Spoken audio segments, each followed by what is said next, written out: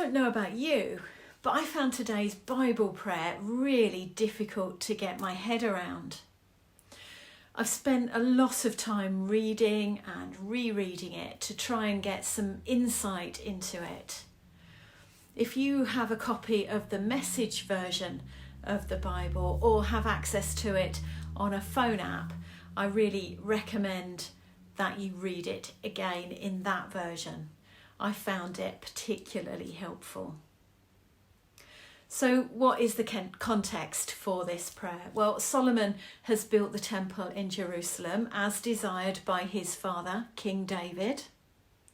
The nation is gathered around to celebrate this momentous occasion, and God's presence has been seen in the temple in the form of a cloud, like that seen by Moses and the Israelites when they left Egypt and crossed the Red Sea. So what did I find good about this prayer? Well, firstly, Solomon positions himself for prayer. He kneels in front of the altar with his hands open to heaven. Initially it says that Solomon stood, but evidently not for long, because at the end of the prayer it says he stood up. He had been on his knees, the King of Israel kneeling before the King of all creation. Solomon adopted a posture of humility and openness. And secondly, Solomon intercedes for Israel's future sins. Solomon recognises that everyone sins and knows that sin will cause all manner of consequences for the Israelites. Solomon asks that when the Israelites confess their sins, turn from their sinful ways and look again towards the temple, towards God, that he would use those occasions to teach them, to bring justice, to rescue them, and to show them mercy. So, what do I find difficult about this prayer? Well, I found a lot of it difficult to understand. For example, I got stuck at verses 31 and 32 about neighbours taking oaths. I think it's about making the temple a proper place to swear by, so that when one person does wrong to another person, they can swear by the temple to put it right. I'm told that it actually formed part of the Jewish legal system, and this covered the situation that if the owner of an animal asked a neighbour to look after it and then it died or was injured or stolen, the neighbour would take an oath that he had not harmed the animal himself, and the owner would have to accept this without any requirement to make good the loss. The basis behind the judicial oath was that God could exert punishment if the neighbour swore a false oath.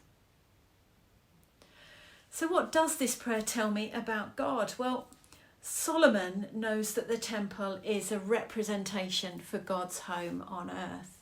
He begins his prayer by reminding the Israelites about who it is they built the temple for. He says, why the cosmos itself isn't large enough to give you breathing room, let alone this temple I've built. God is vast, we are small, but God hears our prayers. Solomon also reminds us that God keeps his promises and that God is merciful. So what does this prayer tell me about me? Well, we've already mentioned that Solomon recognised that we all sin. And when we sin, it indicates a turning away from God. This is why in his prayer, Solomon asks God to forgive and save the Israelites when they pray towards the temple. It's when they turn away from their wrongdoing and turn back and look upon God that he will forgive them. And it's the same for us. When we sin, we need to turn away from whatever we are doing wrong, turn back to God and ask for his forgiveness. We don't have to look to the temple anymore since Jesus died for us. Instead, we need to look to the cross and remember what Jesus did there. In fact, that is what repent means. It means to think differently. It is a turnaround in our thinking. So what do I need to go and do about it? Well, I think for me, and it might be different for you, I need to ready myself when I pray. Like Solomon, I need to remember whose presence I am in and position myself in humility and openness.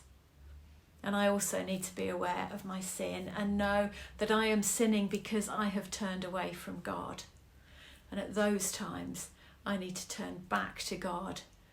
Look, remember what happened on the cross, confess my sin, and accept God's forgiveness.